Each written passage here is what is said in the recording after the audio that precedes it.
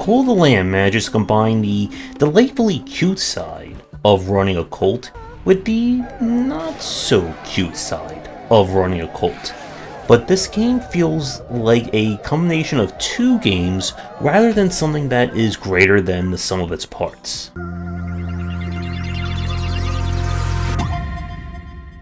Call of the Lamb is an action roguelite meets cult management sim, where we play as the last lamb who has been destined to bring about a Lovecraftian-esque god back into our world, but is sacrificed at the last moment to, well, find themselves at said god. And their new task is to deal with the 4 bishops who captured the god in the first place, while building a cult in their image.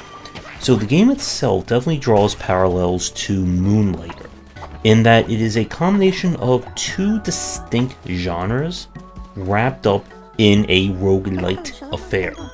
So the first part of this game is the cult management side.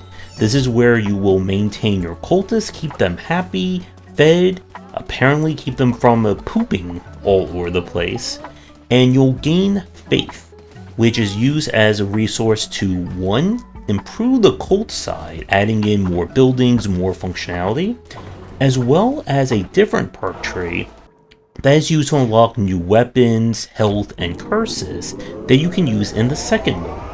And that is the action roguelite side. Here you'll go into procedurally generated areas or crusades in order to deal with the bishops and their various mini-bosses. Each area will grow every time you beat it, and in order to actually challenge the boss, you need to beat a biome 3 times in a row, or just 3 times, and then the 4th time will unlock that boss fight. You can then return to those biomes for endless runs. Now, the connective tissue between the 2 modes is quite interesting. Going out into the action side will gain you resources, followers, as well as moving the story along, which you can then take back to the Cult of Sim side, which is there to boost your raw capabilities and the unlocks that will then take you back to the action roguelike elements. And the game also has just a beautifully, delightfully creepy aesthetic to it. It's like almost HP Lovecraft meets Happy Tree Friends. And I really did like the look of this game. Like, some of the animations are both charming and chilling all at the same time. Now, as you play through, you will unlock additional areas which serve as kind of subquests and mini-games. You can do like very light fishing. You can play a combination of a kind of like dice/card game almost. And you'll also unlock, once again, more features, more resources, all that good stuff. So with that alone, I think Call of the Lamb is a great game. But I can't help but feel disappointed in it. And the reason why, once again, draws back to the Moonlighter comparison, and how it feels like instead of getting one really fully realized game, we're getting 2 separate games that feel like they're being stitched together, but not really given fair treatment. I want to talk about that, but first we're going to take a quick break. And if you're interested in my thoughts on design, then check out my game design books. For entry-level students, we have 20 Essential Games to Study, and then the Game Design Deep Dive series that takes an extensive look at different genres, with more coming soon. If you don't know what I'm talking about when it comes to Moonlighter, this was an action roguelite where it combined Racketeer with an action-based system. So you would manage your shop, go out into the biomes, beat up baddies, bring back that stuff, sell it at the shop, go back out, beat up bad guys. And the problem that the game had was that it felt like the shop side was being put down like the 3rd or 4th on the list compared to the action roguelite elements. And the action roguelite side wasn't really that in depth enough to warrant like a full focus. And Call of the Lamb unfortunately has that same issue with its 2 systems.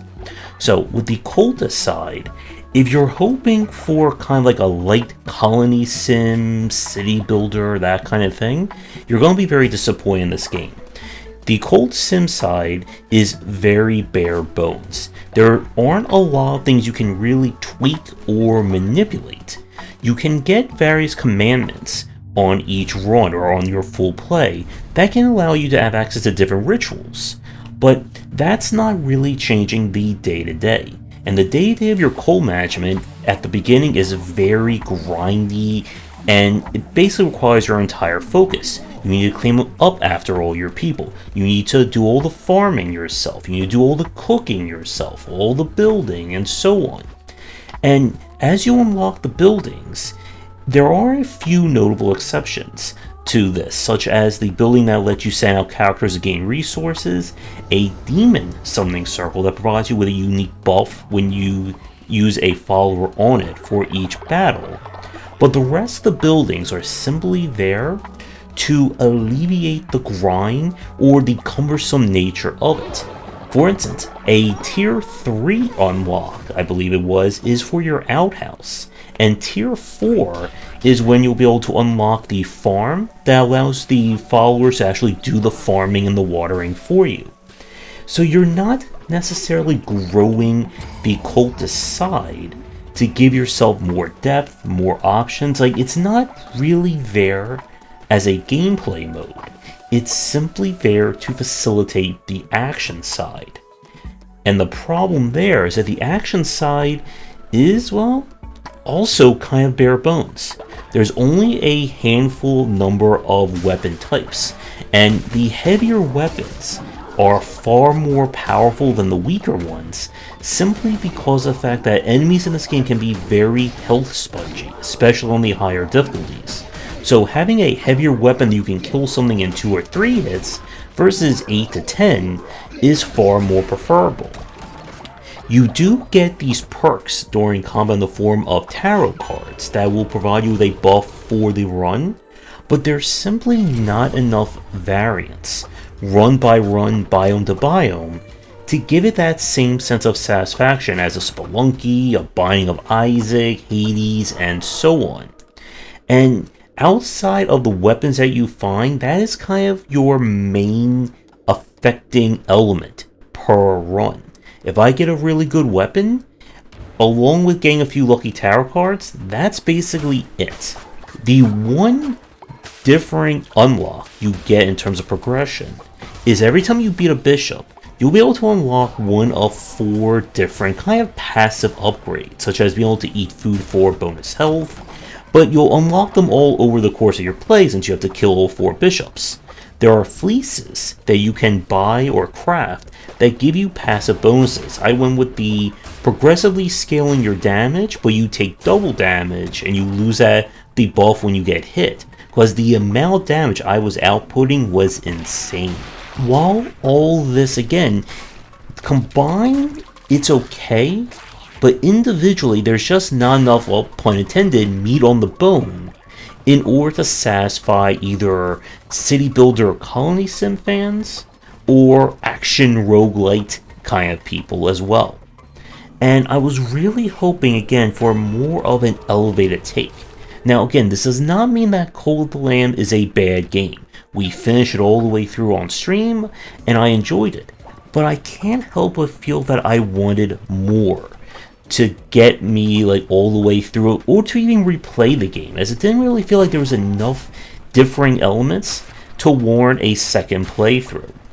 Now, with that said, one thing to keep note of, developers have promised that there will be more content to this game, and they want to add more over the coming weeks and months.